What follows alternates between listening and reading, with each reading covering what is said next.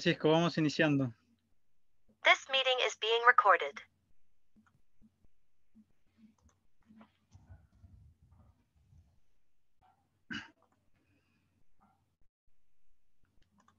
Muy bien, muy buenas tardes con todos los presentes, a nuestro público asistente, tanto a los miembros del taller como a las personas externas que nos acompañan en nuestra segunda sesión el día de hoy, en nuestras jornadas académicas de dogmática penal en su discusión actual. El día de hoy tenemos el honor de contar con la participación del profesor Francisco Antonio Valdés Silva, quien nos estará exponiendo referente al tema la teoría de la imputación objetiva y las conductas neutrales sobre la influencia en las estructuras empresariales complejas. El profesor Francisco Valdés Silva se encuentra actualmente doctorando y es investigador invitado en la Universidad Castilla-La Mancha en Toledo. Es máster en Derecho Penal Económico por la Universidad Rey Juan Carlos. Es máster en Derecho Penal por la Universidad Autónoma de Madrid. Es máster en Criminal Compliance por la Universidad Castilla-La Mancha y también es coordinador general del Seminario Lector de Jóvenes Investigadores en Derecho Penal y Ciencias Penales en Perú. De esta manera, pues, habiendo realizado esta breve presentación, estimado profesor Francisco Valdés Silva, le cedo el uso de la palabra para que pueda comenzar con su disertación.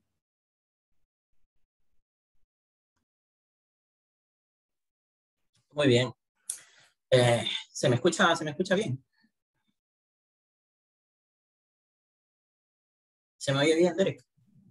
Sí, vale. Muy bien. Pues nada, en realidad primero agradecer enteramente al taller de dogmática penal por la invitación. Es la primera vez que tengo la oportunidad y el honor de dictar una charla para vosotros, y además también agradecerte a ti, Derek, como coordinador responsable en los temas académicos, por el traslado de esta misiva para poder compartir con ustedes un tema que de un tiempo a esta parte he venido investigando en España, y además, y espero que luego de la exposición poder estar a la altura de los ponentes, sobre todo que me preceden, y los que continúan, sobre todo en el ejercicio importante de la docencia de este seminario que se ha montado y que lo han hecho muy bien. Los felicito.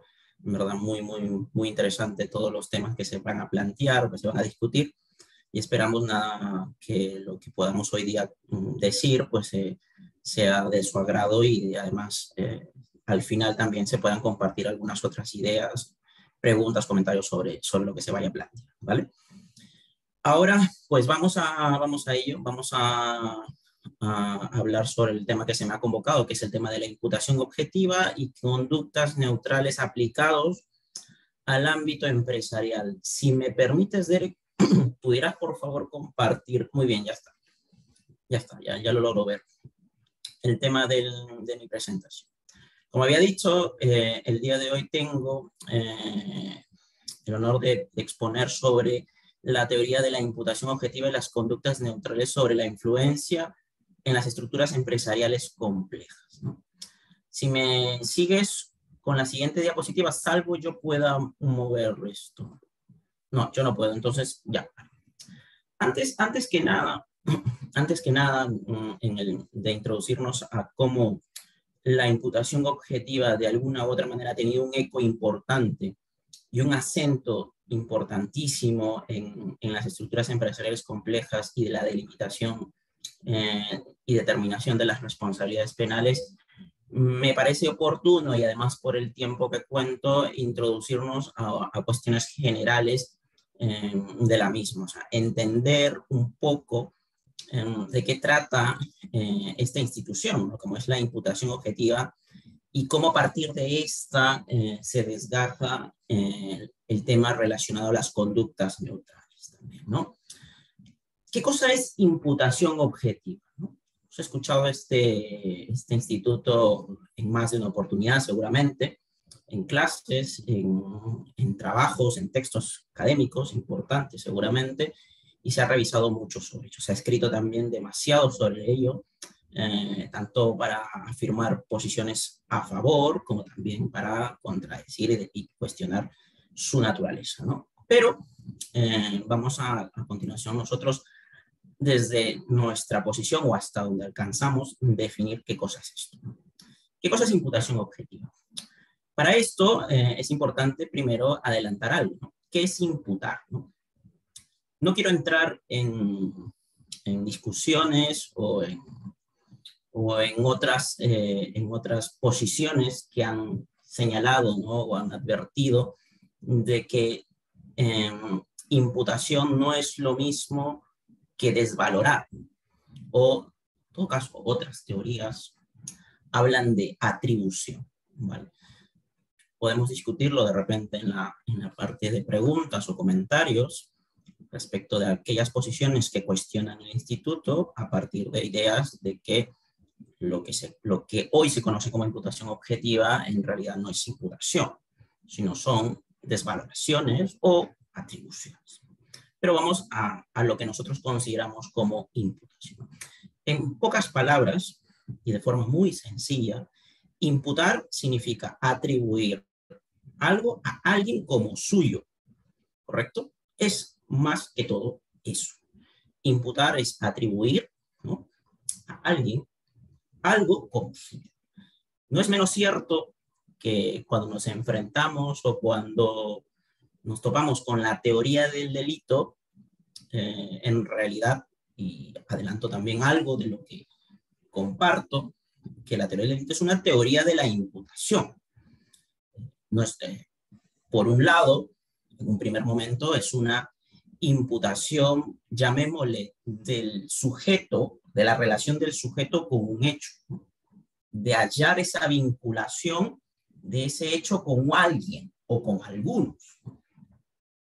Y un segundo momento, ya una vez atado, por decirlo de alguna otra manera, ese alguien o esos algunos con ese hecho, se ingresa a un segundo y último momento, ¿no? Como es el caso de si ese sujeto o esos sujetos cuentan o tienen o disponen de las capacidades y condiciones personales para hacer ese hecho vinculados a ellos suyos.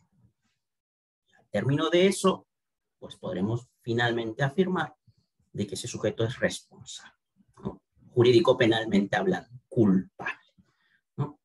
Pero en este caso, en el marco de toda esa teoría de la imputación, vamos a entrar o vamos a discutir esa primera parte.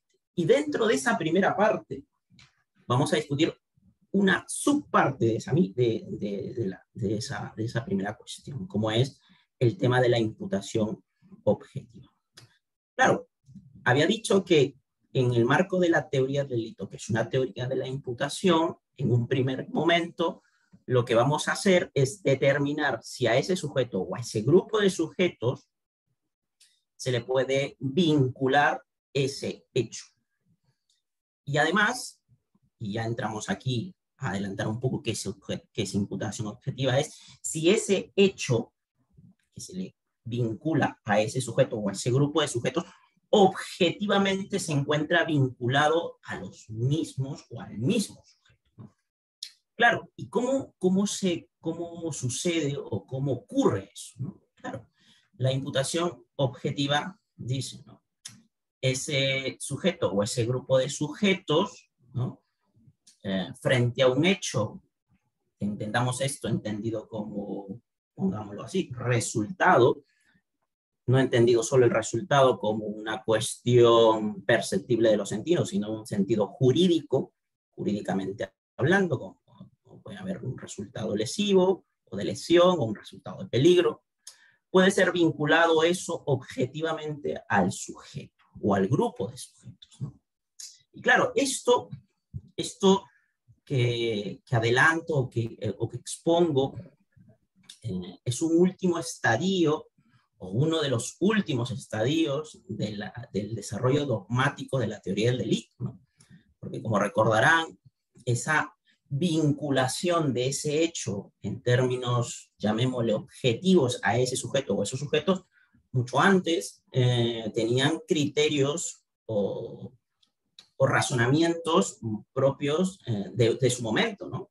Las etapas del causalismo hablaban de que ese resultado estaba vinculado única y exclusivamente a ese sujeto o a esos grupos de sujetos porque ellos habían de alguna otra manera co-causado o causado ese resultado. Que de no haberlo hecho, ese resultado no se hubiera producido, ¿no? La teoría de la conditio sine qua non. Y claro, ya después, en momentos post-causalistas, ingresando a tesis del finalismo, ese razonamiento o esa problemática de vincular el resultado o el hecho, ¿no?, a ese sujeto, esos sujetos, perdió sentido esa objetividad, ¿no?, para tomar posición, para tomar vigorosidad el aspecto subjetivo del hecho, absorbiendo, devorándose prácticamente esa disquisición entre que antes teníamos que delimitar si objetivamente ese hecho estaba vinculado a los sujetos y poner por encima el aspecto subjetivo que dominaba la teoría del tipo penal. Esto es cuando Hans Welzel traslada el dolo de la culpabilidad al tipo, ¿no? Y además de ese traslado hace una extensión conceptual de atomizar el tipo desde la subjetividad, ¿no? Pero bueno, estoy haciendo un paréntesis a lo que decía.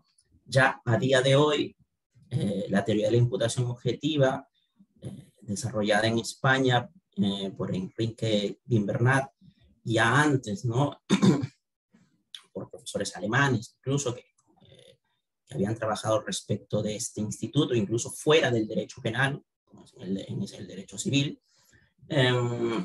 ¿Qué nos quiere decir esto, ¿no? Nos quiere decir lo siguiente, que ese resultado o ese hecho hay que encontrar una ligazón, un ligamen objetivo para decir que eso les pertenece a esos sujetos, ¿no? Y cómo esto se desarrolla o cómo esto se entiende, ¿no?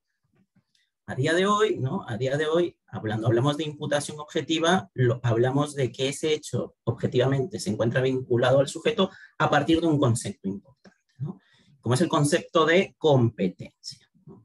Como es el concepto de competencia. Claro, ese hecho o ese resultado que se ha producido, solo podemos hablar que objetivamente le pertenece y se va a quedar viva ese sujeto, va a quedar atrapado por el mismo y vinculado a este, cuando precisamente o este grupo de sujetos desarrolle conductas o comportamientos ajenos a sus ámbitos de competencia, distintos y lejanos a lo que la le compete realizar en esa situación o hecho concreto. Claro, es importante para hablar de imputación objetiva, para adjetivar que esa adscripción de ese hecho a ese sujeto y quedar vinculado al mismo, para poderlo adjetivar de forma objetiva, es que el sujeto se distancie, se mantenga de alguna otra manera desviado, por decirlo de otra forma, de sus ámbitos de competencia. Aquí entramos y adelantamos también otra cosa, de que las competencias pueden ser entendidas de manera organizativas y de manera institucional. Cuando hablo de organizativas, en sentido general, estoy hablando de los sujetos que tienen simplemente las facultades de organizar su libertad. Esto es de la competencia de todos nosotros. Claro, si un sujeto organiza o gestiona sus ámbitos de libertad de manera defectuosa, no organizándolas o no gestionándolas como demanda su competencia en ese contexto o en ese segmento parcial en el que se encuentra dentro de la sociedad, en definitiva, ese distanciamiento o alejamiento o desviación de sus ámbitos de competencia generará precisamente una creación de un riesgo no permitido, evidentemente enciende la chispa de que ese hecho que pueda ocurrir después se le pueda vincular a él mismo. Claro, todo sujeto que, por ejemplo, bebe alcohol y luego coge el coche, en definitiva, y comienza a andar con el coche, en definitiva, está generando ahí creaciones de riesgos no permitidos para la vida, ¿no? En el caso, por ejemplo, de un homicidio, ¿no? Y además, la imputación objetiva no solamente queda o no solamente descansa en esa generación o creación de ese riesgo no permitido cuando el sujeto se distancia de sus ámbitos de competencia. La imputación objetiva exige, demanda también que los resultados, esto nuevamente incido, el resultado entendido de forma jurídico, se explique única y exclusivamente por ese alejamiento o distanciamiento de las competencias del sujeto. Claro, en el caso que les ponía en el ámbito de las competencias organizativas, aquel sujeto, claro, que organiza su libertad de una manera defectuosa, bebe y coge el coche y comienza a andar, el resultado que pueda producirse después, esto es el atropello de una persona, que responda al ejercicio de creación de ese distanciamiento de sus ámbitos de competencia en ese segmento de la realidad social como es el tráfico, ¿no? Y las reglas que te impone el mismo. Por el contrario, si ese resultado, la muerte de una persona, no se explica por el distanciamiento o alejamiento o desviación de sus ámbitos de competencia del sujeto, sino por otra razón diferente, piense, se aventó a las llantas del carro, precisamente porque se quería suicidar, o porque venía conduciendo o venía andando y lo golpeó otro coche y cayó sobre el pavimento y esta persona que venía ebria lo atropella. Entonces, esto es de repente algo que chirría, ¿no? Porque a veces se ha hecho una explosión de responsabilizar todos los resultados mortales en el tráfico viario cuando una persona está en estado de ebriedad, ¿no? Pero hay que aplicar la imputación objetiva también. Y claro, entonces la imputación objetiva es específicamente en el marco de estos ámbitos, de competencias organizativas, se explica así, ¿no? Cuando el sujeto se desvíe de sus ámbitos de competencia en el segmento de la sociedad en el que él está ejerciendo su comportamiento, evidentemente creará un riesgo no permitido, ¿no? Disparará un riesgo. Pero además la imputación objetiva exige que el resultado que se produzca en el margen jurídico de lo explicado se explique y haga match, haga un link entre precisamente esa infracción o ese desvío de competencias con el resultado. Eso exige la imputación objetiva. De esa forma, el hecho quedaría de alguna otra manera vinculado, ¿no? Abrazaría al sujeto de manera objetiva. Ya la discusión del ámbito subjetivo del tipo es otra cosa, ¿no? Que ya yo no voy a entrar en esos detalles el día de hoy. Y que menos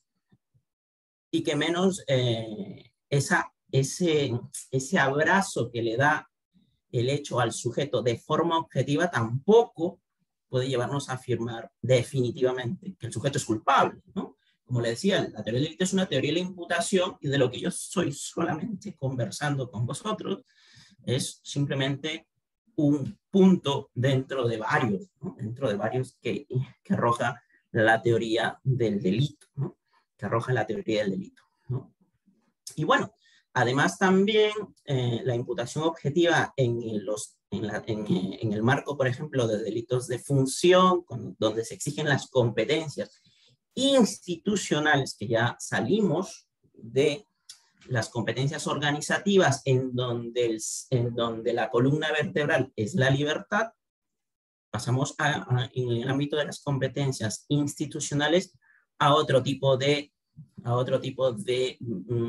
vértebra para explicar las competencias. Ya no se explican desde un punto de vista de cómo ejerces tu libertad, sino de cómo cumples un deber, ¿no? Cómo cumples un deber positivo, ¿no? Cómo cumples un deber positivo, ¿no?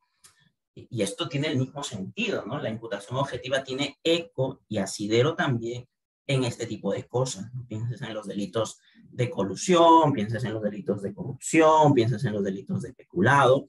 También hay que, a partir del deber positivo que tenga el sujeto y de las competencias institucionales que tenga para el caso, determinar, claro, cuándo está efectivamente creando un riesgo no permitido y cuándo ese resultado que se produce, entendiendo en términos jurídicos, solamente se explica por la desviación de ese ámbito de competencias, ¿no?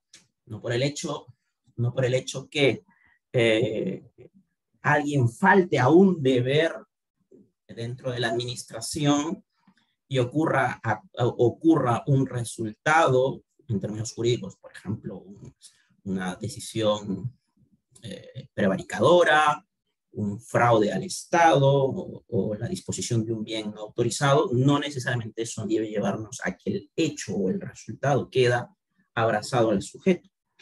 Hay que aplicar la imputación objetiva in extenso, ¿no?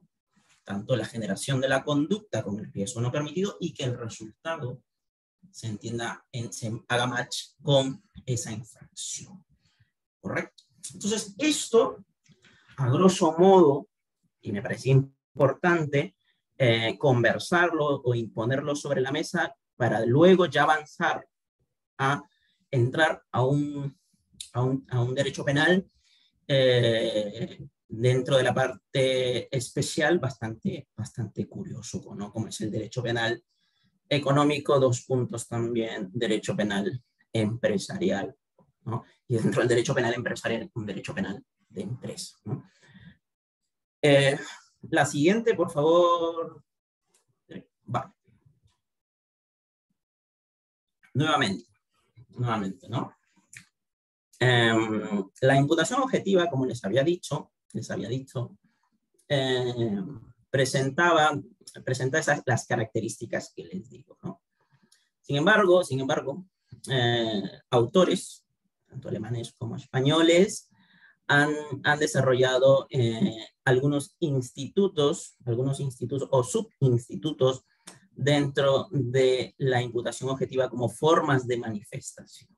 Ya hemos dicho más o menos cómo es, qué es, perdón, la imputación objetiva, pero a ver, ya en las manifestaciones de cómo esta se produce, o de cómo ésta puede limitar la intervención delictiva de un sujeto o de varios sujetos respecto de un hecho, han aparecido distintas manifestaciones, como puede ser el riesgo permitido, como puede ser la prohibición de regreso, como puede ser el principio de confianza y también otro, como es la competencia de la víctima. Vamos a mencionar de forma también por encima las mismas, para luego ya entrar a detalle en lo que corresponde, en lo que atañe ya al tema de hoy, ¿no? De cómo estas discusiones, ¿no? Respecto de la imputación objetiva y su definición y alcance al día de hoy, y sobre todo las formas de cómo se manifiesta, pueden tener un eco en el derecho penal de empresa, ¿vale? Y luego explicaremos por qué incido que es un tipo de derecho penal empresarial, ¿no? El riesgo permitido. La manifestación o la figura del riesgo permitido, ¿qué nos trae? ¿Qué nos dice, ¿no? Que los comportamientos, las conductas de la persona, de las personas en un ejercicio de sus competencias, pueden quedar precisamente marginadas de lo jurídico penalmente relevante, en tanto estas se desarrollen y se ejerzan dentro de los márgenes permitidos que su competencia se informa, ¿no? Claro, hay muchos espacios de libertad en la sociedad en donde se nos informa de cómo está permitido y cómo no ejercer nuestros ámbitos de libertad, ¿no? en el caso o en el ejemplo que les ponía hace unos minutos, ¿no? El tema del tráfico viario, ¿no? El tráfico viario informa, a los sujetos o al sujeto de cómo estos deben ejercer sus ámbitos de competencias en un sector determinado de la sociedad, como es el que les comento, ¿no? Y evidentemente el ejercicio de esas competencias dentro de los márgenes de esa permisión del riesgo, que es conducir un vehículo, nuestras competencias se mantendrán precisamente marginadas de lo jurídico penalmente relevante si estas se conducen y se ejercen dentro de sus contornos. Claro, por el contrario, si el ejercicio de las competencias van por encima de los márgenes de esos contornos de lo permitido, en definitiva estaremos creando un riesgo prohibido o un riesgo no permitido. Esto ya significa que la persona es jurídico penalmente responsable y debe ser declarada culpable, ¿no? Porque como les había dicho, la imputación objetiva primero la imputación objetiva no es sinónimo de culpabilidad, y tenemos que ir in extenso en el análisis de la imputación objetiva. Hay que luego ver que el resultado, en los términos jurídicos, haga un match con la desviación de las competencias de su sujeto, mirando precisamente el sector en el que éste se desenvuelve y cómo el riesgo permitido para ese sector está definido. Que a veces, y esto es muy interesante, no, tampoco voy a detenerme, el riesgo permitido no es solamente lex scripta, ¿no? Por decirlo de una manera, ¿no? También muchas veces, y a veces en sectores, el riesgo permitido no está definido solamente por lo que pueda informar un sector a partir de un folleto, ¿no? Sino también a veces el riesgo permitido está definido por los usos sociales que se puedan dar en ese sector determinado, y los márgenes de permisión pueden ser entendidos de esa manera. Claro, y por citar un ejemplo, ¿no? Un uso social, por ejemplo, una consecuencia de un uso social es, por ejemplo, muchas veces la jurisprudencia de un sector determinado, ¿no? Dentro del sector de la economía, ¿no? Por ejemplo, lo que pueda decir Indecopi, lo que pueda decir la SUNAT, lo que pueda decir, entre otros órganos, su jurisprudencia respecto a la resolución de conflictos puede de alguna otra manera decirnos cómo se debe mejor contornear el riesgo permitido para ejercer las competencias de manera correcta, ¿no? Y así se va mejor materializando o corporizando el uso social de las competencias en un sector determinado, ¿vale? Bien, luego del riesgo permitido tenemos otro instituto como es la prohibición de regreso. La prohibición de regreso, entendida a día de hoy, no en los términos como esta apareció, como el Regresverbot de Frank, sino en los términos ya actuales. La prohibición de regreso marca algo muy puntual. Es que es la restricción, que es la limitación de la injerencia o participación de sujetos frente a otros, que estos otros, los segundos, acaban cometiendo un delito, ¿no? Lo que la prohibición de regreso, como su nombre lo dice, prohibir, o sea, hacer una prohibición de regresar hacia atrás, es restringir la intervención, poner un cortafuegos entre la intervención de un sujeto anterior respecto de otro, que ese otro comete un hecho al menos antijurídico, ¿no? Y claro, pienses en el ejemplo modelo, ¿no? En el ejemplo modelo del vendedor de cuchillos, ¿no? Aquel sujeto que vende un cuchillo a otro y ese otro hace uso de ese cuchillo,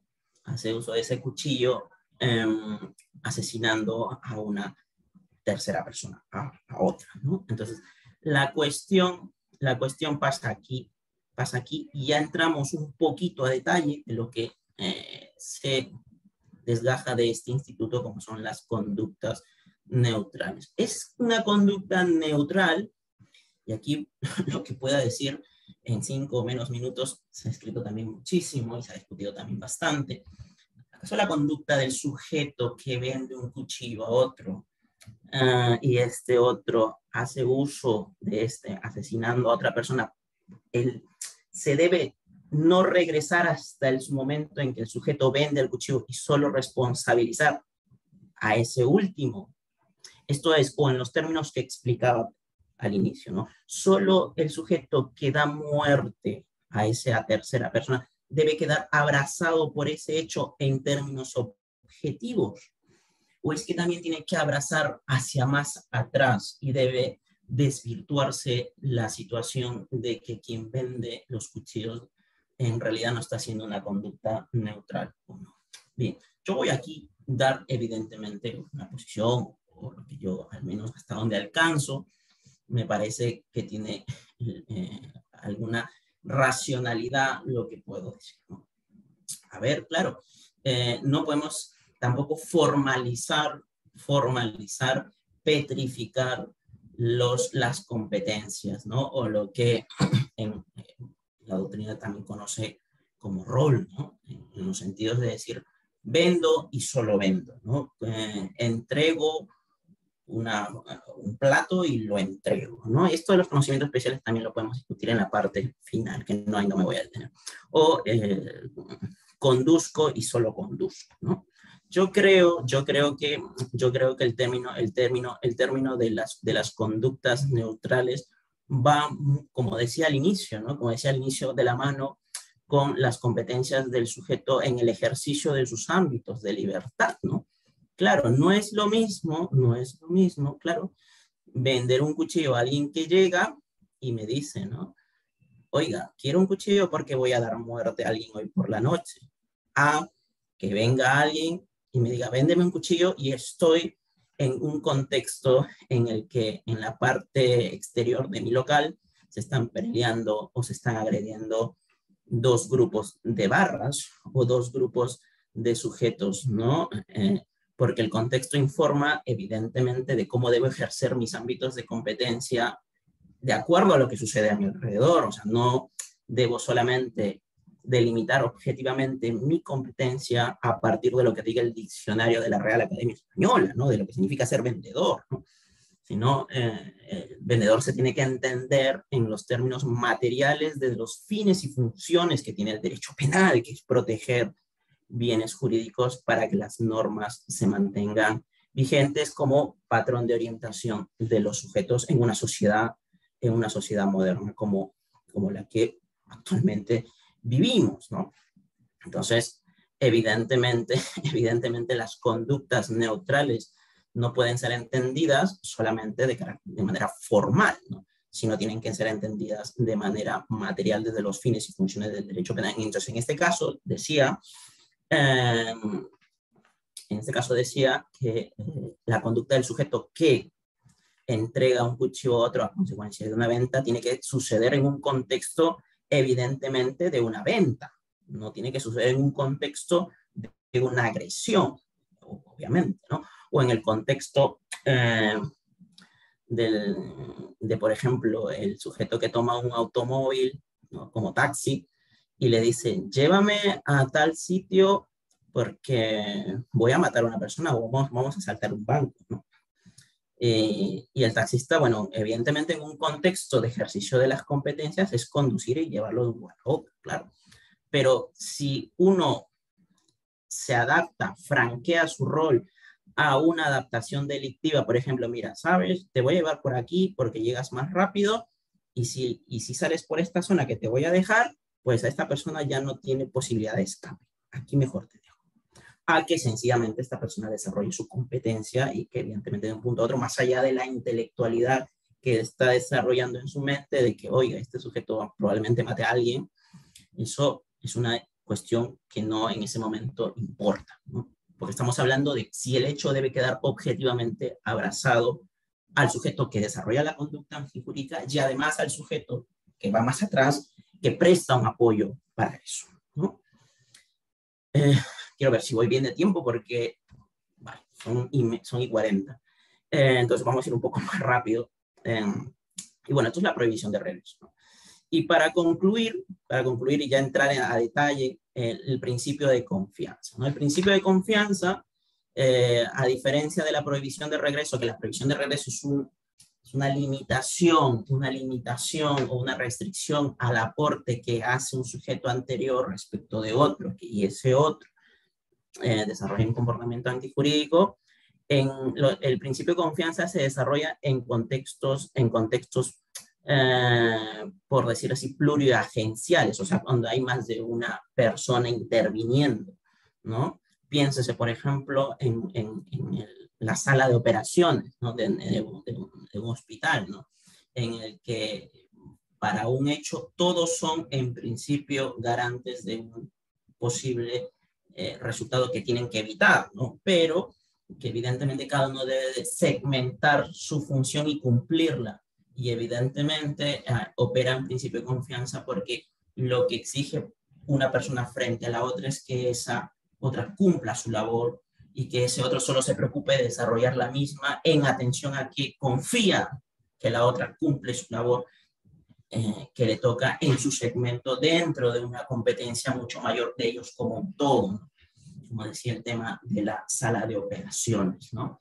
Como decía en la sala de operaciones. Y claro, esto evidentemente, y creo que sí hay bastante univocidad en el tema de ponerse de acuerdo aquí los autores, de que claro, si hay una manifestación objetiva de que ese sujeto no está cumpliendo su labor, no puedo seguir yo confiando normativamente u objetivamente de que él lo va a cumplir. Entonces sí tengo que actuar. Por ejemplo, claro, en la sala de operaciones vamos a desarrollar todas nuestras competencias, pero el anestesista llega con aliento a alcohol, ¿no? O llega, evidentemente, ante una situación que objetivamente no va a desarrollar sus competencias en una competencia mayor dentro de una sala de operaciones, ¿vale? Entonces, entonces la imputación objetiva tiene estas manifestaciones, principalmente. Ahora vamos ya a entrar en detalle. Por favor, la siguiente.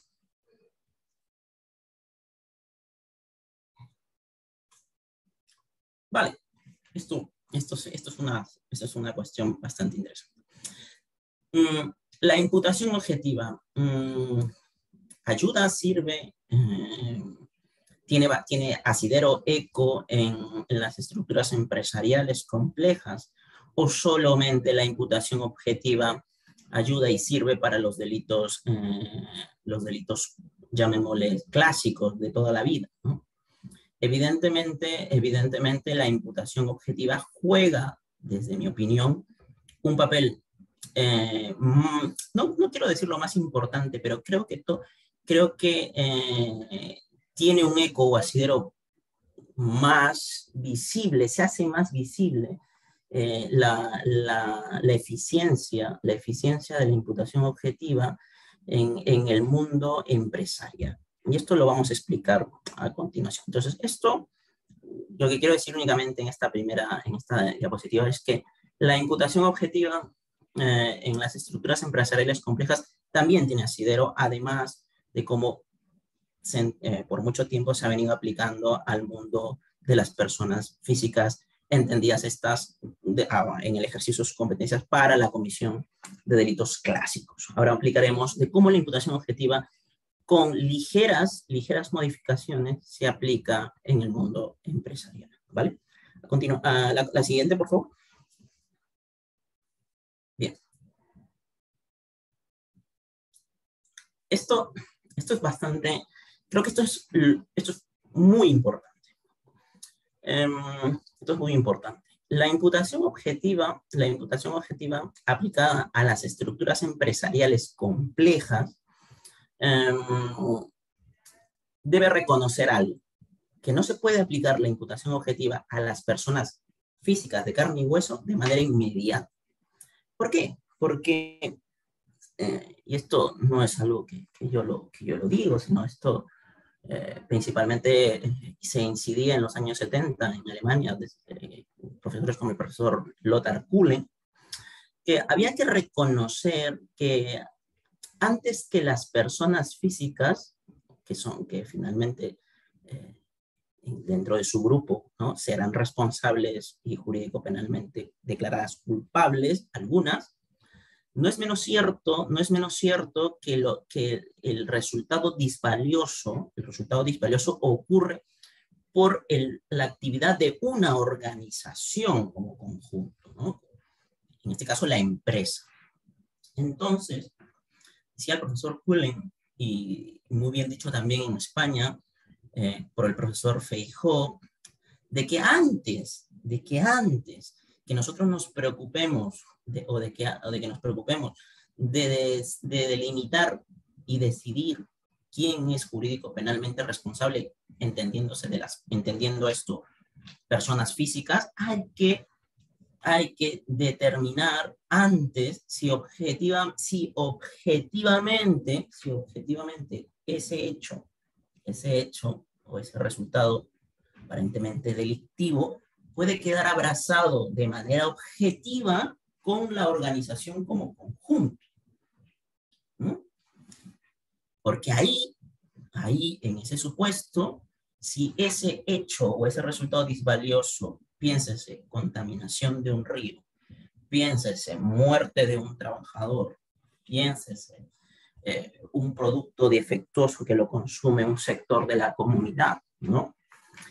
Si ese hecho no puede quedar vinculado a la organización en términos objetivos, el caso ya no tiene que ir hacia más, ya no tiene que preocuparse más de determinar quién es el responsable. Y aquí te resuelve muchas cosas. Te resuelve muchas cosas de que denunciaba Bernd Schunemann, ¿no? Schunemann denunciaba, recogiendo mucho de la sociología de ese momento, de que las empresas son prácticamente organizaciones desorganizadas, ¿no? Entonces, de una manera tal que nunca podemos llegar a determinar quién es la persona que finalmente ocasionó el desastre ambiental, o de repente por qué ese sujeto murió, el trabajador, o por qué esas madres gestantes, sus hijos salen con malformaciones, ¿no? Sino esto tiene que primero delimitarse si objetivamente eso que se está produciendo fuera de la empresa puede quedar vinculado objetivamente a la misma. Claro, por ejemplo, ¿no? Imagínense que, y esto ya entrando un poco ya para luego entrar a más a detalle, piénsese, ¿no? La contaminación de un río, ¿no? La contaminación de un río en el que el río está contaminado por determinadas especies, por determinados relaves o residuos minerales, ¿no? Claro, ¿cómo yo primero delimito si la organización puede quedar abrazada objetivamente con ese hecho? Claro, si esa organización tiene como objeto, ¿no? En términos materiales, ¿no? No lo que diga registros, ¿no? O lo que pueda decir alguna autoridad. No tiene ninguna vinculación objetiva con lo que se halla, evidentemente esa organización queda fuera del marco o fuera de los márgenes de lo jurídico penalmente relevante, y ya no hay necesidad, ya no hay mérito para ir indagando más hacia adentro.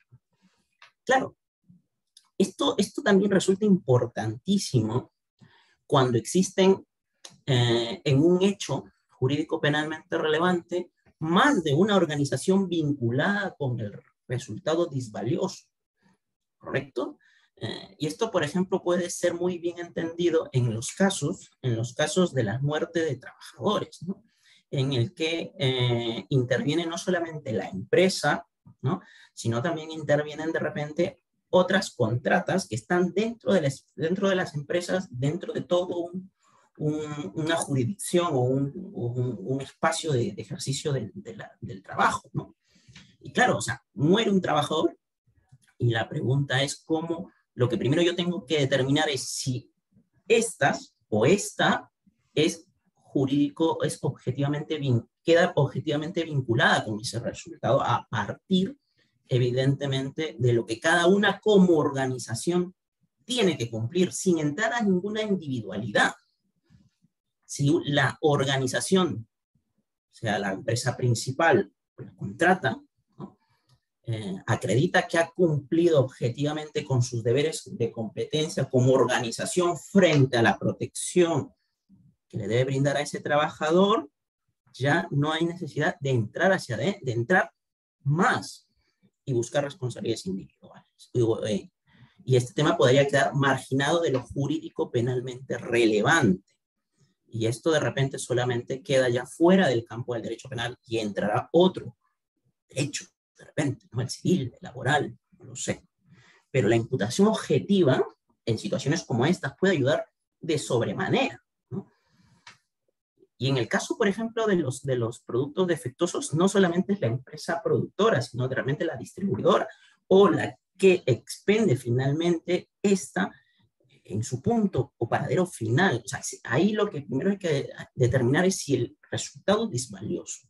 El río, el trabajador ha fallecido o el producto defectuoso, a quién de todas las organizaciones pueden quedar atrapadas objetivamente con ese hecho disvalioso. Ya luego de eso, si yo ya atrapé a una organización y queda objetivamente vinculada con ese resultado, recién podré abrir la empresa y avanzar hacia el encuentro de las responsabilidades penales individuales, que seguramente las hay, ¿no? Entonces, eso es fundamental, eso es importantísimo. O sea, si alguien cree que la imputación objetiva solo en el ámbito de las estructuras empresariales complejas se aplica solamente para las responsabilidades, para los sujetos físicos, desde mi opinión, hasta donde yo veo, creo que se está adelantando mucho y está desconociendo la realidad social de cómo ocurre esa actividad criminal, ¿no? Porque antes de sujetos hay realidades sociales que son organizaciones, y esas organizaciones tienen objetos. Y esos objetos, con los resultados, tienen que haber unos match, objetivos para quedar abrazados esos y luego ya avanzar hacia las estructuras dentro de la empresa que correspondan las estructuras altas, las intermedias, las bajas. ¿Vale? Eso es lo que quería anotar primero. ¿Vale? La siguiente, por favor.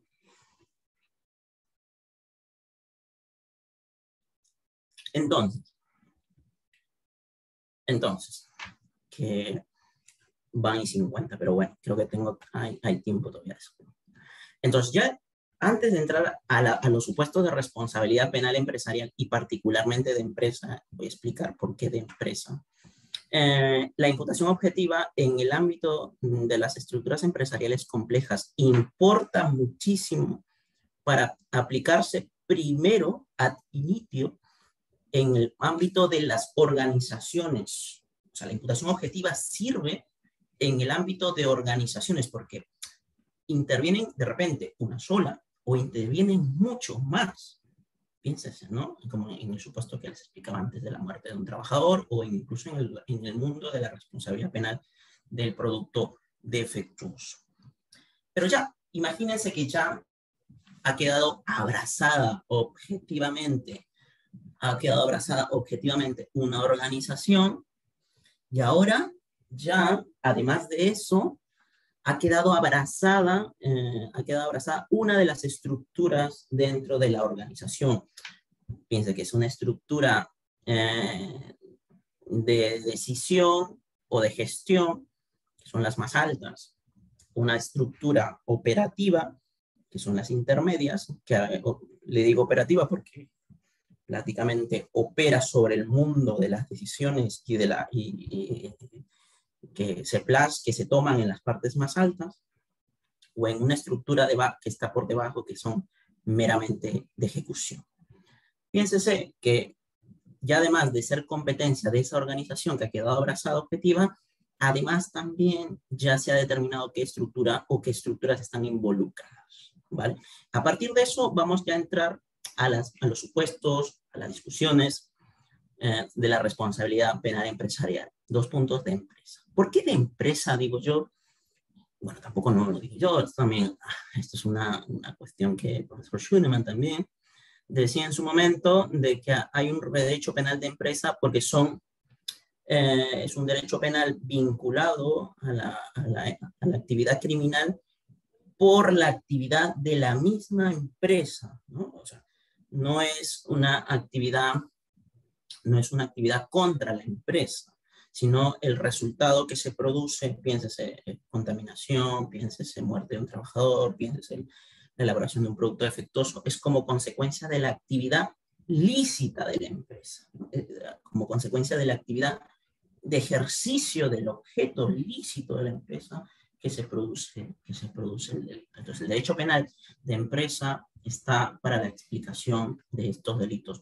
El profesor Schumann también decía el derecho penal contra la empresa es otro grupo de delitos que se pueden estudiar ahí, como los delitos societarios, por ejemplo, ¿no? Pero vamos a explicar cada uno de ellos, ¿vale? ¿Puedes seguir, por favor, con la siguiente? Vale. Esto es bastante interesante y también sobre esto se ha escrito muchísimo. Como es la responsabilidad penal responsabilidad penal de los superiores por los actos que cometen los subordinados. Aquí pienses en los ejemplos, ¿no? Contaminación ambiental, piénsese en muerte de un trabajador, piénsese en un producto defectuoso. Como, por ejemplo, ante el acto de que el último sujeto de la cadena o eslabón de la empresa abre las compuertas o presiona el botón o hace una descarga y se produce una contaminación importante en el litoral marítimo, como por ejemplo ha sucedido aquí en el Perú hace poco. ¿Cómo esto puede escalar hasta el hombre que se ubica en la parte más alta de la empresa? ¿Cómo la imputación? ¿Acaso la imputación objetiva sirve aquí?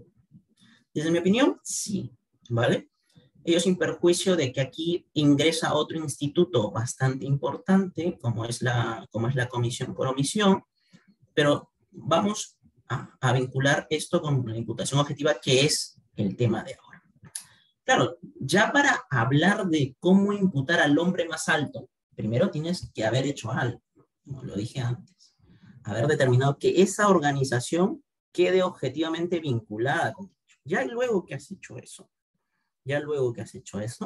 tienes que ya tomar a la empresa y evidentemente tomar una foto de esto, ¿no? Cómo el resultado que ha sido dominado, por ejemplo, por decirlo de alguna otra manera, por el último sujeto de la cadena empresarial, porque en él estaba a sus manos de evitarlo si no hubiera presionado el botón o si no hubiera abierto las compuertas, cómo esa situación puede llegar como un salto de garrocha hasta la parte más alta, desde el razonamiento de la imputación objetiva. Decía al inicio que para hablar de imputación objetiva tenemos que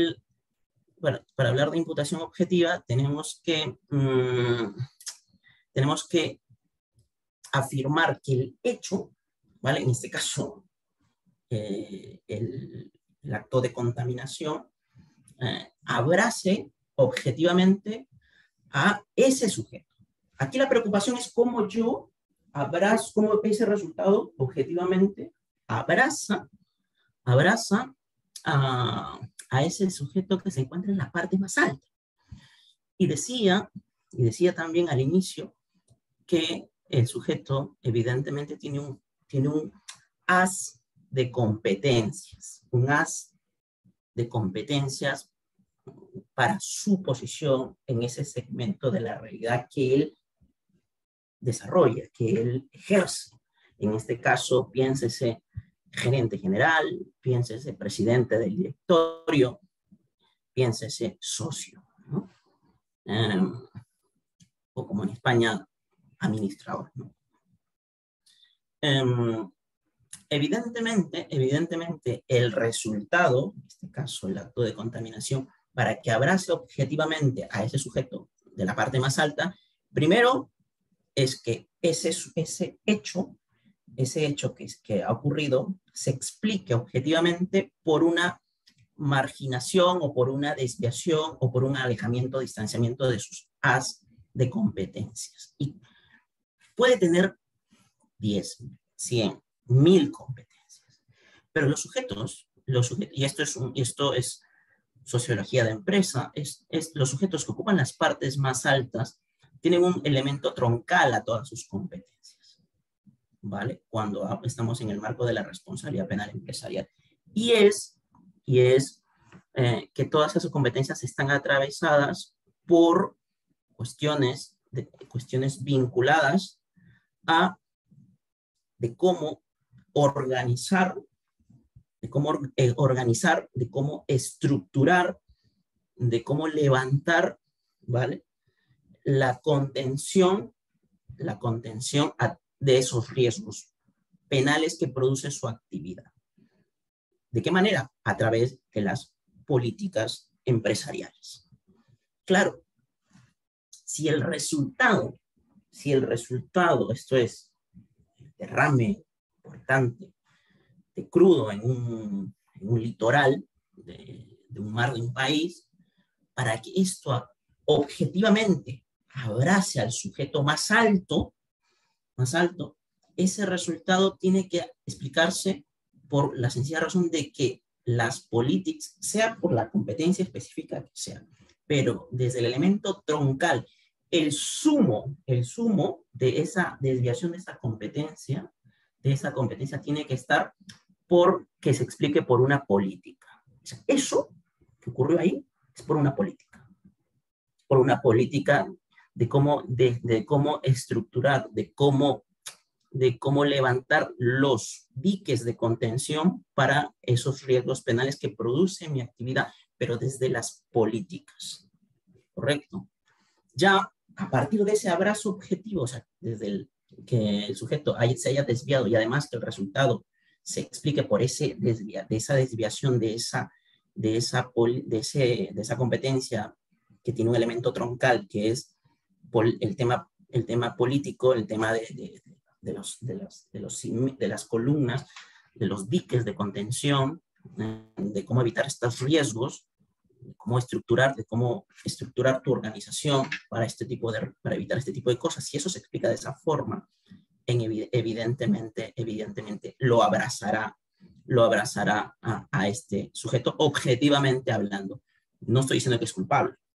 Luego discutiremos subjetividad del tipo, luego discutiremos de repente anticuricidad, discutiremos culpabilidad, punibilidad, etc. Pero solo estoy hablando aquí de ese primer momento, ¿no? Y aquí, evidentemente, además de que quede abrazado objetivamente, entra otro instituto, que es la comisión por omisión, ¿no? Que también tiene sus características y que tiene que hacer un match con la imputación objetiva, y en la discusión del caso concreto se debatirá si además de haber imputación objetiva se cumplen las características de la comisión por omisión en el caso concreto, ¿no?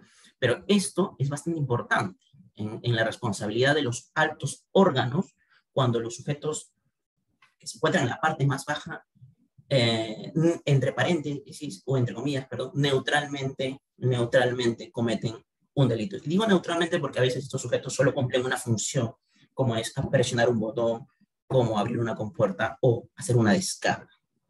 Si esto se explica, como decía nuevamente, por la desviación de una competencia o de un haz de competencias como elemento troncal, el término de políticas que aprueban ellos para la gestión de esos riesgos, si eso se explica desde la desviación y que el resultado se explique por eso, ellos quedarían objetivamente vinculados, al menos desde la imputación objetiva, con eso, ¿vale? Ya otros institutos vendrán por delante para seguir avanzando hacia su responsabilidad, si es o no es. La siguiente, por favor. Esto es un tema bastante interesante también, como es el tema de las decisiones colegiadas. Pero, a ver,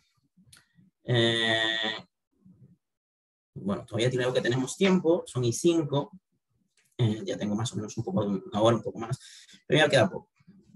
Lo que quiero aquí hablar en el tema de las decisiones colegiadas es lo siguiente, ¿no? Piénsese, por ejemplo, un directorio va a aprobar precisamente una política de cómo se debe levantar, de cómo se debe estructurar los diques de contención para que la actividad de empresa, piénsese en una empresa que vive con el riesgo ambiental de producirse, tenga que decidirlo, ¿no? Y evidentemente unos dicen sí, otros dicen no, ¿no? Unos dicen me extengo, otros dicen no voy, y otras manifestaciones. Pero aquí quiero discutir solo una cosa, ¿vale?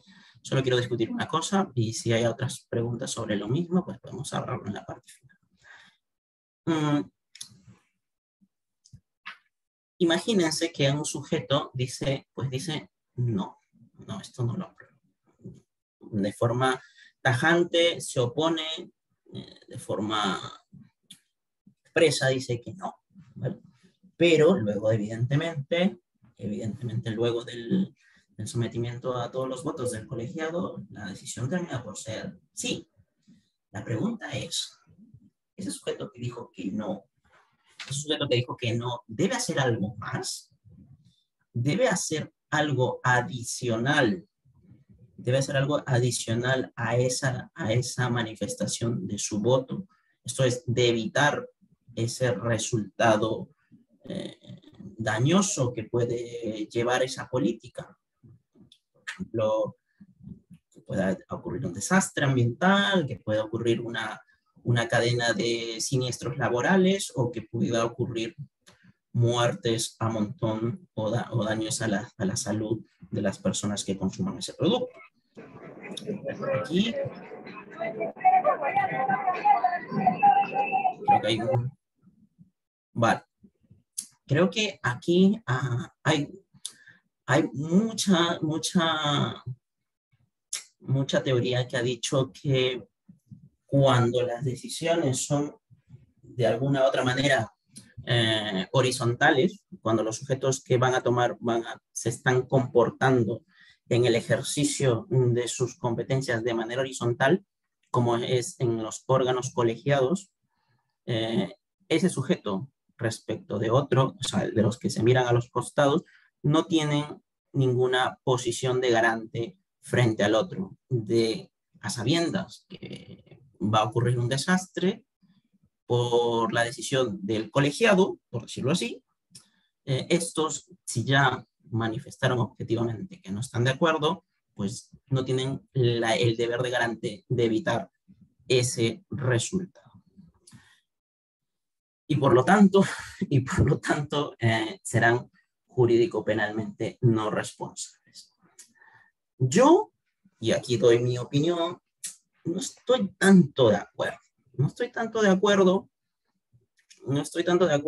en el sentido siguiente. Claro, o sea, tomas una decisión, evidentemente, claro, en ese acto A, por ejemplo, en el acto A, evidentemente no tienes tu comportamiento, no es jurídico penalmente relevante porque has tomado una decisión, evidentemente, conforme a las competencias que debes ejercer en ese momento, ¿no? Como es que tu actividad de empresa no produzca un desastre ambiental, ¿no? Pero piénsese en un acto o momento B, ¿no? En donde evidentemente lo que se decidió en el acto A se va a desarrollar o ejecutar en el día X, ¿no? A ver, yo lo que consideraría, tampoco es que el sujeto de alguna u otra manera se ponga por delante de la puerta, ¿no? Se ponga por delante de la puerta y diga que el producto no sale, o que no se abre la compuerta, o que no se compren esos EPPs, ¿no?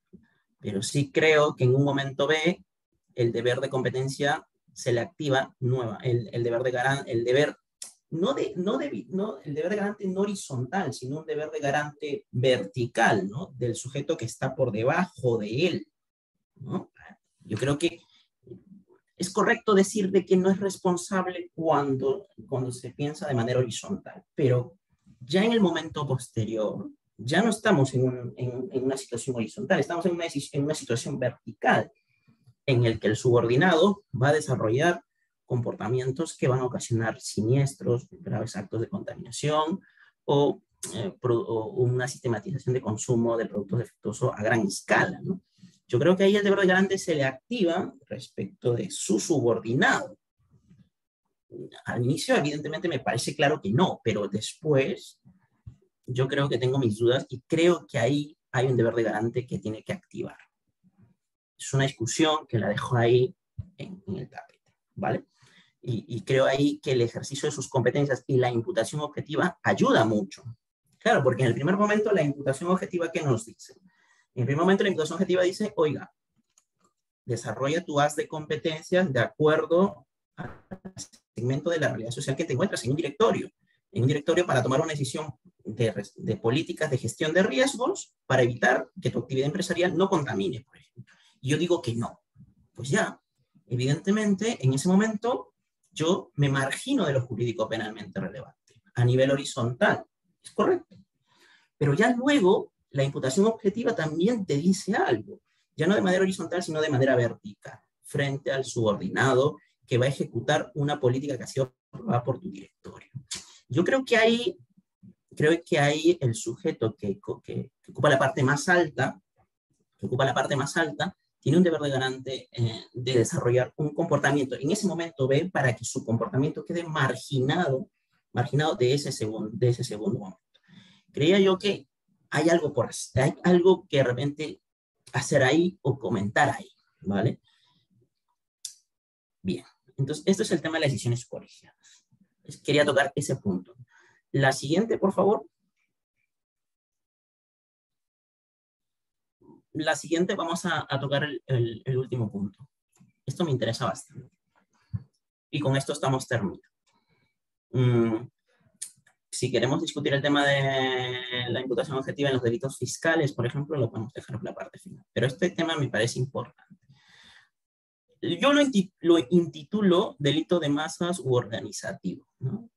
Sabemos que se le conoce delito masa, por ejemplo, a otra cosa, pero yo le llamo delito de masas u organizativo a cuestiones cuando ocurren siniestros en discotecas, ocurren siniestros, por ejemplo, en conciertos, ocurren siniestros por la conducción de buses, ¿no? Por ejemplo, llamémosle así, ¿no?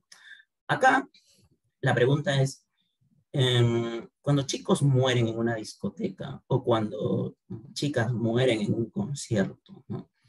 O un bus se lleva a 100 personas, sus vidas, ¿no? La pregunta es, ¿cómo hacemos responsable al hombre más alto que ocupa esa empresa? ¿Cómo el responsable de una discoteca puede ser jurídico-penalmente responsable? Al menos avance el primer momento, que es que ese hecho objetivamente quede vinculado a él y se pueda avanzar un poco más. Yo digo lo siguiente, ¿vale? O creo lo siguiente, ¿no? Creo lo siguiente. Y claro, a diferencia, y esto es como una submanifestación de lo que hablábamos al inicio, ¿no? De lo que hablábamos al inicio, ¿no? No al inicio, sino hace unas diapositivas anteriores. Claro, el sujeto que ocupa la parte más alta de la empresa tiene que tomar decisiones, 2 puntos, las políticas de gestión de riesgos para que su actividad de empresa, por ejemplo, no contamine porque su actividad como tal genera un riesgo ambiental en sí mismo. En este caso, la política que tiene que aprobar de gestión de esos riesgos que no son ambientales, que no son laborales, que no son alimentarios, sino son de masa, yo le digo, ¿no? En el sentido de cómo mejor administrar, gestionar los riesgos de las personas que ocuparán un lugar dentro de la gestión de su negocio, ¿no? Entonces, eso es importantísimo, ¿no? Entonces, si esas políticas de gestión de riesgos que apruebas gestión de riesgos de masa, por ejemplo, traducido esto en las personas que van a ocupar un punto importante dentro de tu objeto de negocio, si tú no gestionas esos riesgos de manera correcta, y por el contrario, la muerte de los chicos, los aplastamientos en un concierto, ¿no? O que un bus mueran 100 personas, o un avión se estrelle y mueran 200 personas, si es así, ese resultado disvalioso está entendido objetivamente por un distanciamiento de la gestión de tus competencias, 2 puntos, en este caso a las partes más altas, aprobación de políticas estructurales de la gestión de esos riesgos, de cómo esos riesgos deben ser gestados y operados por otros, si eso es lo que languidece, que es lo que evidente explica que eso se haya producido de esa forma, y ese sujeto al tomar esa decisión y ese resultado que se produce se explica por esa decisión, objetivamente quedaría aquí vinculado esos sujetos con ese hecho, ¿vale? Entonces la imputación objetiva entra de lleno o de asidero en ese punto, ¿no? La otra cuestión será la discusión del lado subjetivo, antes de eso incluso la comisión por omisión, para vincularla con la imputación objetiva, y otros institutos de la propia teoría del delito como teoría de la imputación que había dicho al inicio. Entonces, vamos a resumir esto para ya por terminar. La imputación objetiva no solamente sirve para cuestiones relacionadas a los delitos de sangre, ¿no? O los delitos violentos, ¿no? O todo delito que sirve, o todo delito que puede ser entendido como un delito perceptible por los sentidos, ¿no? Las muertes, ¿no? Y otras cosas más, lesiones, ¿no? Daños, ¿no? Sino también la imputación objetiva vigoriza su intervención cuando hablamos de estructuras empresariales complejas, porque incluso ayuda en un primer momento a delimitar la intervención delictiva entre las mismas organizaciones cuando participan más de una o solo es una de esas, y respecto del hecho disvalioso, la imputación objetiva delimita objetivamente si ese hecho puede quedar abrazado a la organización sin todavía entrar en detalles sobre cuestiones individuales. Ya luego de entrar a cuestiones individuales, ya luego de haber identificado la organización competente de ese resultado disvalioso que ha quedado abrazado con la misma, ya luego nos preguntaremos sobre las responsabilidades penales individuales.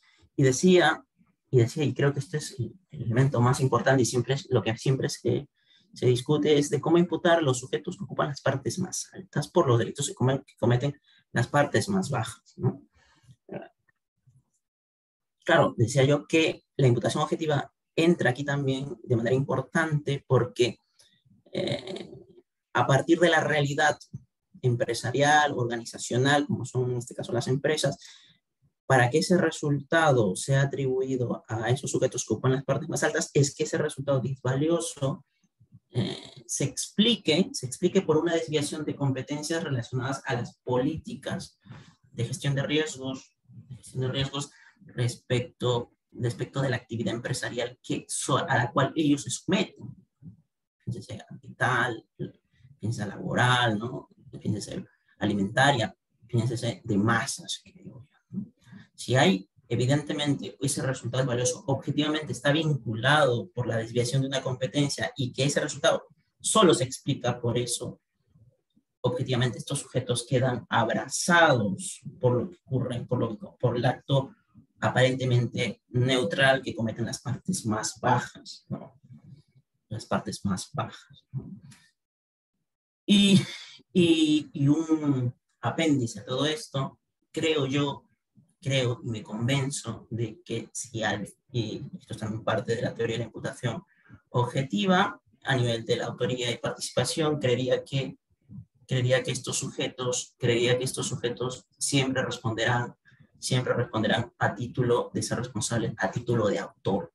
No serán partícipes, porque a veces se dice que porque el hecho lo dominó materialmente otro, ese sería el autor, y que solamente por haber aprobado esas decisiones, haber favorecido con eso y será partícipe.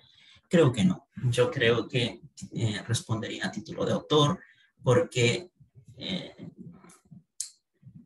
la atribución de su responsabilidad quedaría abrazada por la infracción de su misma competencia, no por la infracción de no por el favorecimiento a la infracción de una competencia de otro, ¿no? Y ese otro, de ser también responsable, en mi opinión, serán autores. A ver, aquí se dice que uno sería autor, el otro autor, como autorías paralelas, y otro podría ser una coautoría organizativa.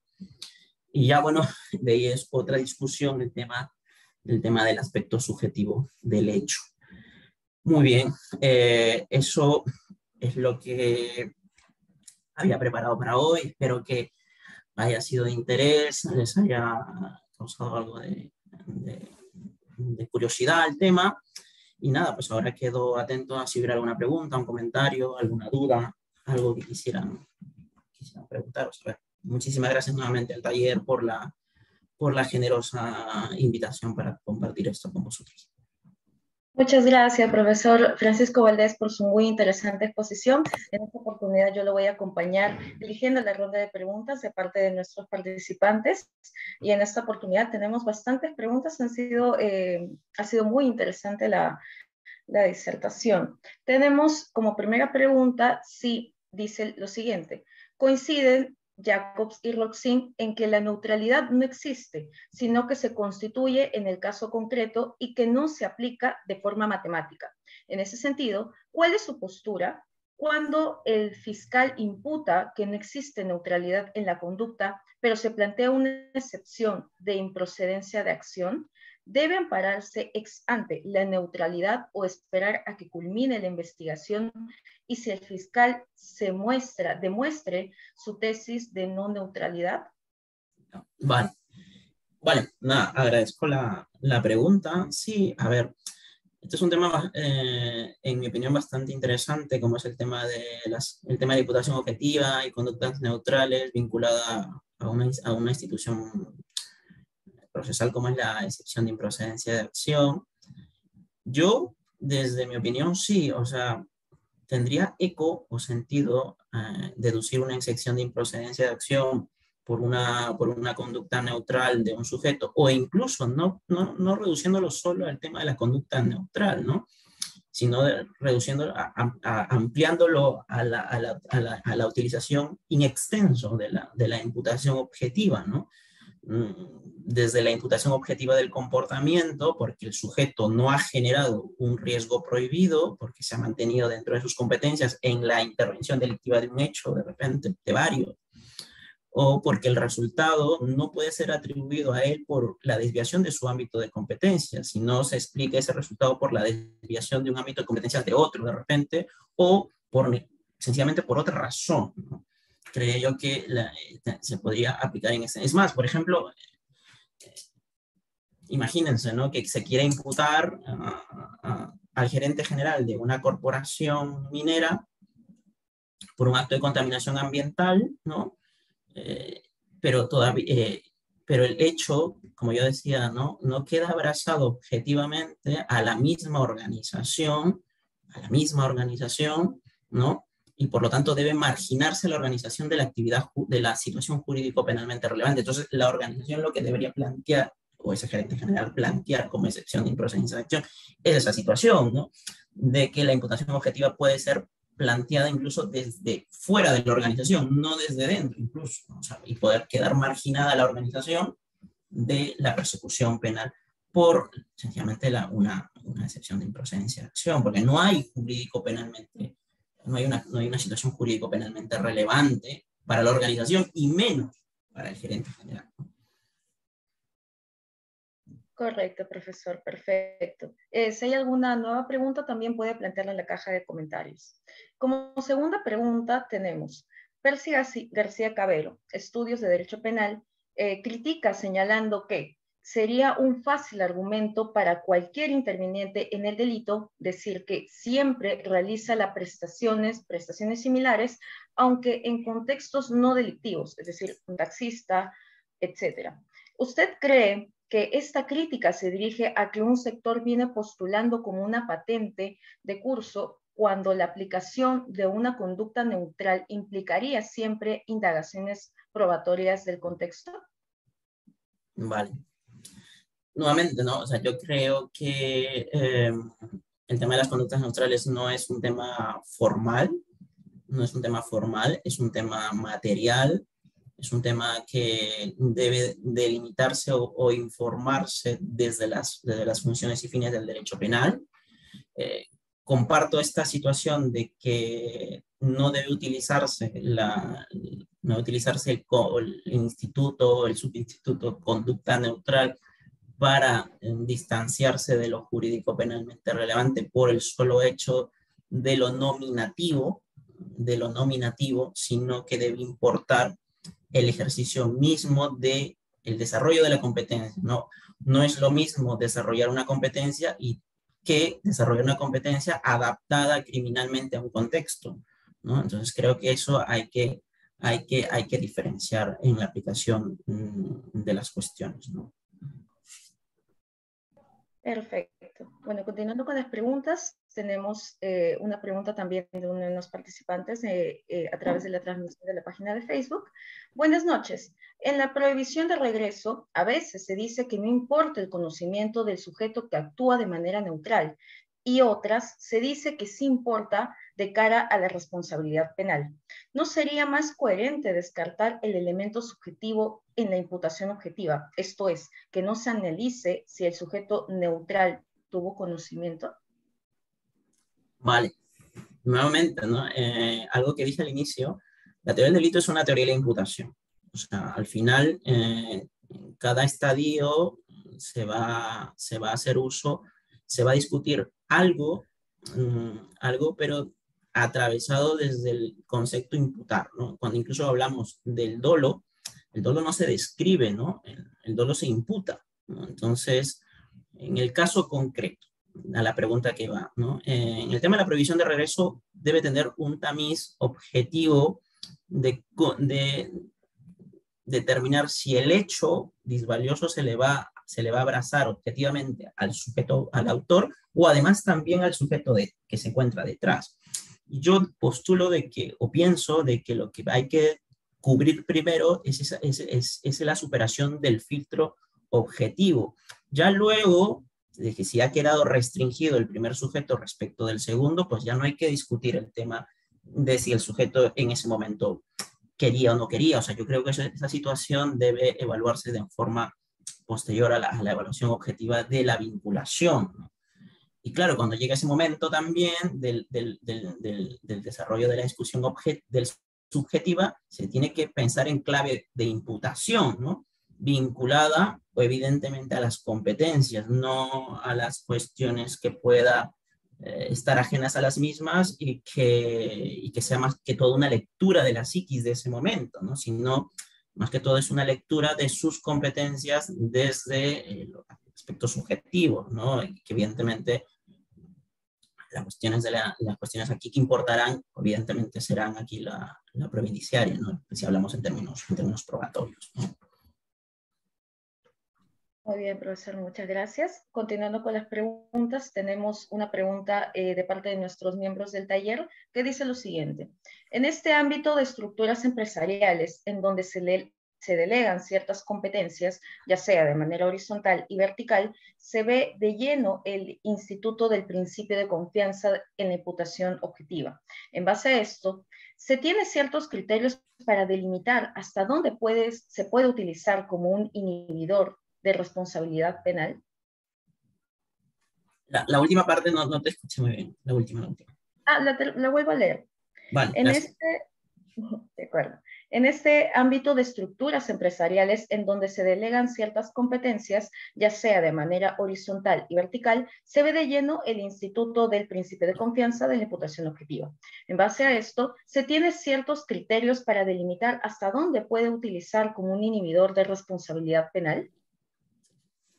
Claro, sí, es una interesante pregunta porque, claro, decía, decía cuando hablaba de la responsabilidad penal de las altas estructuras por los delitos cometidos por sus subordinados. Claro, en tanto en cuanto el sujeto que ocupa la parte más alta ha desarrollado un haz de competencias y este haz de competencias se encuentran dentro de los márgenes y contornos que exige su posición frente al riesgo que debe controlar, y si luego ocurre un delito cometido por otro, evidentemente el principio de confianza aquí opera, ¿no? O sea, una persona no puede que se ocupe la parte más alta respecto de los subordinados. Claro, aprueba cuestiones para que operen y se ejecuten por debajo de él, y evidentemente ejerce un control o vigilancia de la misma, pero ese control y vigilancia de la misma debe rebotar hacia lo que él ha aprobado, ¿no? Hacia lo que él tiene como competencias, que son las políticas. O sea, él no tiene que ejercer un control y vigilancia de lo que desarrollan otros.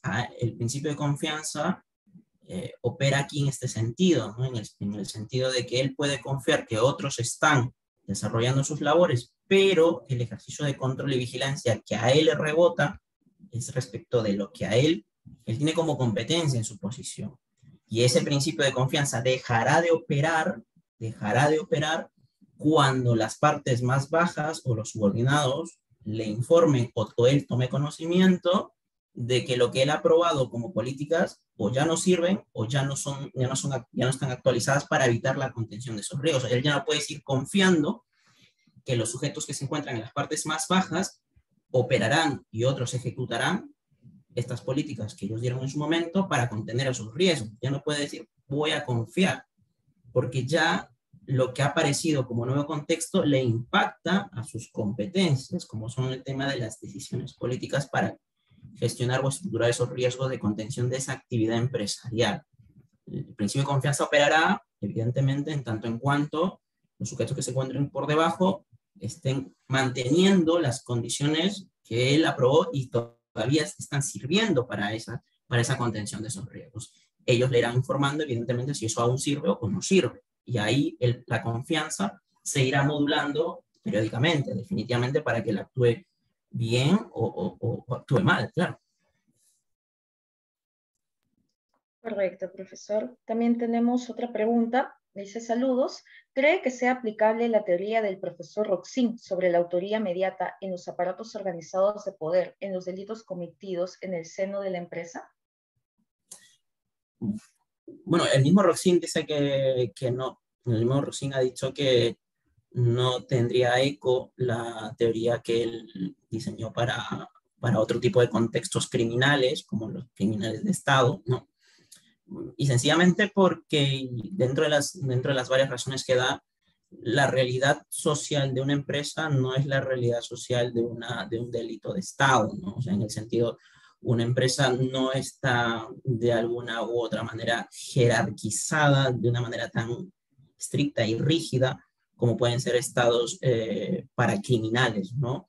Las empresas se informan o se estructuran a partir de realidades diferentes y de valores distintos a lo que podría verse en un estado paracriminal, ¿no? Además, hay entre otras razones también. O sea, para mí la principal es ese tipo de cosas. La realidad organizacional de una empresa es distinta a un estado paracriminal.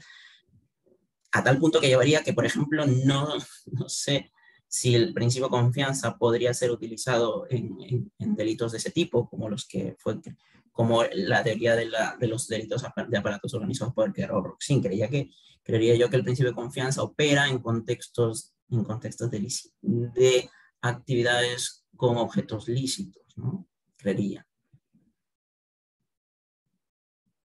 Perfecto. También tenemos una última pregunta hasta el momento. No, la penúltima. ¿Qué tan decisivo es la imputación objetiva en los delitos cometidos por responsabilidad empresarial? A ver si lo entendí. como decía, ¿no? Es para mí, yo creo que tiene un sentido bastante importante, ¿no? Porque la imputación objetiva incluso coadyuva, digamos, a delimitar y determinar en un contexto pluriempresarial respecto de un hecho disvalioso cuáles de esas empresas o cuál empresa queda atrapado o vinculado objetivamente con ese hecho para luego hablar ya de situaciones individuales, ¿no? Y ya luego, y evidentemente ya luego entra a tallar para los sujetos físicos a partir de los distintos supuestos que había planteado, ¿no? Para mí tiene bastante sentido. Perfecto, profesor. Y también tenemos como última pregunta, ahora sí, ¿cuál sería la manera de descubrir el dolo de una persona jurídica, si la empresa? Vale, es muy interesante esa última. A ver, sin perjuicio de lo que pueda decir, yo recomendaría que puedan revisar uno de los trabajos últimos del profesor Percy García Cabero, sobre el tema del dolo en la persona jurídica. Pero ¿qué creo yo o qué opino yo sobre cómo poder revelar el dolo de una persona jurídica? Yo me acercaría también un poco a eso, ¿no? En el sentido de, a ver, una persona jurídica actúa como colectivo, como organización en un contexto económico determinado.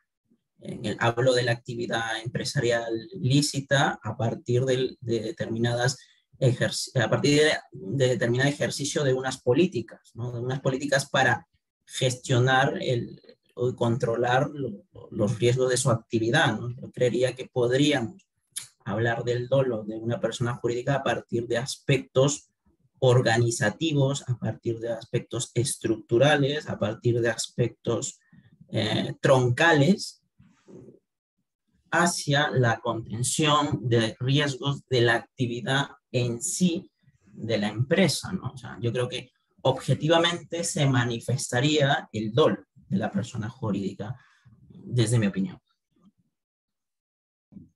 Correcto, profesor, muchísimas gracias por su participación el día de hoy. Esperemos contar con usted, que no sea la primera ni la última, para el resto de actividades que se van a continuar de aquí para adelante. Muchísimas gracias y no sé si tiene algunas palabras para finalizar. Bueno, en realidad, palabras de agradecimiento con el taller. Conozco el taller desde hace muchos años. Y estoy muy, muy contento y ha sido un honor para mí poder estar con vosotros y exponer estas cosas y nada, y espero también igualmente estar en alguna otra oportunidad y poder haber estado a la altura de todos los otros ponentes que participaron. Muchísimas gracias nuevamente y gracias a las personas que preguntaron y a las personas que siguieron la conferencia de principio a fin. Muchas gracias. Gracias, profesora. Agradecer a la gentil audiencia. El día de hoy le comento, hemos tenido una audiencia constante de más de 140 personas, así que agradecer su gentil disposición para junto con el taller y nada, esperemos contar con su gentil asistencia de parte de todos en la próxima sesión que va a estar igual muy interesante. Muchas gracias. Gracias.